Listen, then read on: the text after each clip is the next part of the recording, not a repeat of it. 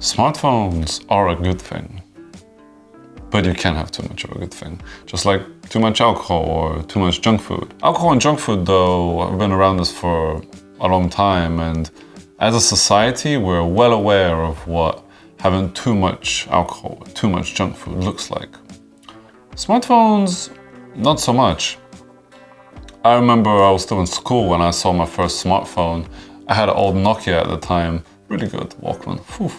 My friend, he brought in the latest new thing, and we were all huddled around, excited around it. It was a touchscreen phone, and he had this app where it looked like a flashlight, and when you pressed the touchscreen, the rear camera came on, which is like very lame. Even back then I knew it was lame, and I said, this will never catch on. Fast forward to now, and I'm on my phone every day for a long part of the day. I'm gonna show you some tips and tricks to reduce your smartphone usage, but I'm still using it around 3 to 4 hours on average, which for me, that seems like a lot of time. I don't guilt trip myself too hard because the world has changed since I was in school. The way we consume media, the way we interact with our friends and family, the way we work as well. And because we have so many obligations with our phones, it's really hard to make the difference between too much. So this video is about finding that balance.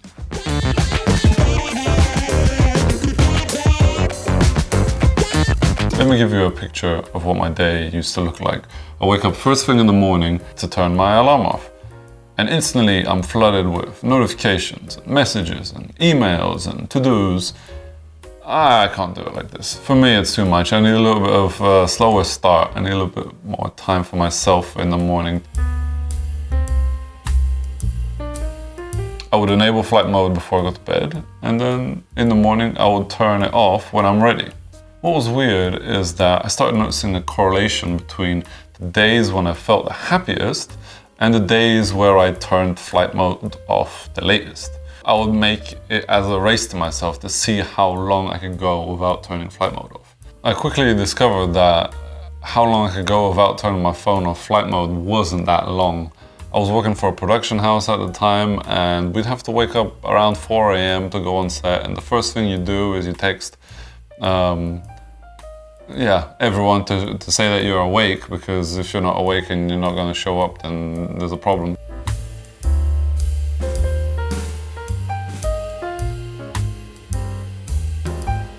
A little bit later down the line, I found the perfect complement to flight mode. I was working on a long-term project where I had to be focused for a long period of time, over a few weeks, and I realized that I couldn't keep concentrated because I kept having to compulsively open my phone to see for new messages or to do a quick scroll on some feed. That wasn't good. So I thought, how could I have a smartphone when I want to have a smartphone, but when I don't want a smartphone, have an old Nokia? Focus mode is something that is included in every phone, and it lets you set a schedule for when you don't want certain apps to be active. So what I did is I selected all the apps that have nothing to do with my work, and I made them inactive throughout the periods of 6 a.m. to 6 p.m. If you manage to implement this, you're gonna get some success in your work life to reclaim back your attention. But what happened to me when I finished my day's work is like some kind of addict, I would then overindulge for the information that I was depriving myself of. I used to think of app timers as something that adults would give to kids to stop them from playing too much video games. But the funny thing is that I use app timers like all the time. App timers help us, when we're aware of it and we have the willpower, set boundaries on how much we use certain apps. I know you're gonna say, I can turn them off.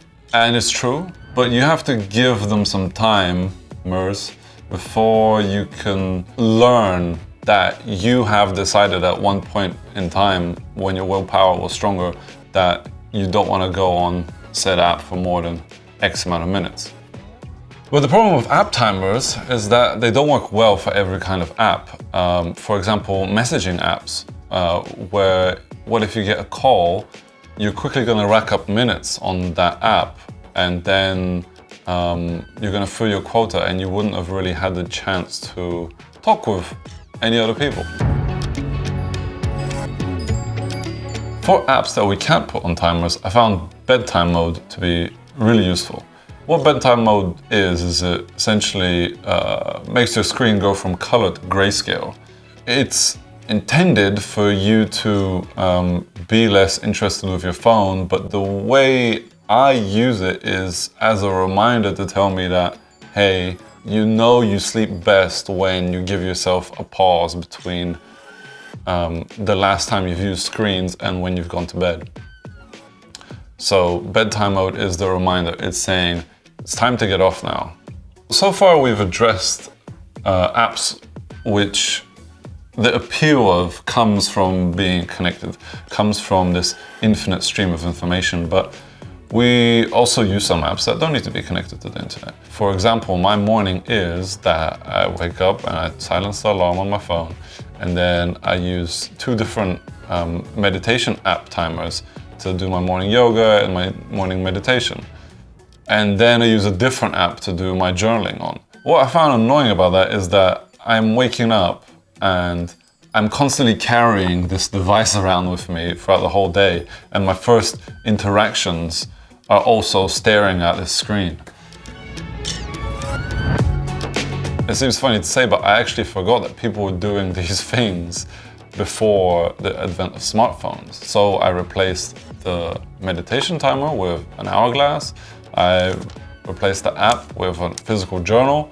I'm going to close off this video on one of the key takeaways I had from reading Deep Work by Cal Newport. We are a sum of our daily experience. We are not just the achievements and the milestones we achieve throughout our lives, but we are actually the little moments for our day-to-day. And if we're filling up these moments with not very meaningful stuff, our life can also start to feel meaningless.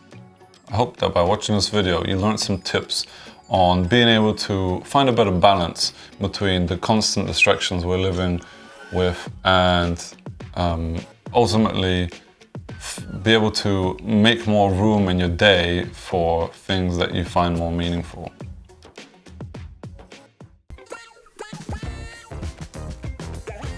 Our jobs require us to be online and available to talk to our colleagues. So, but how?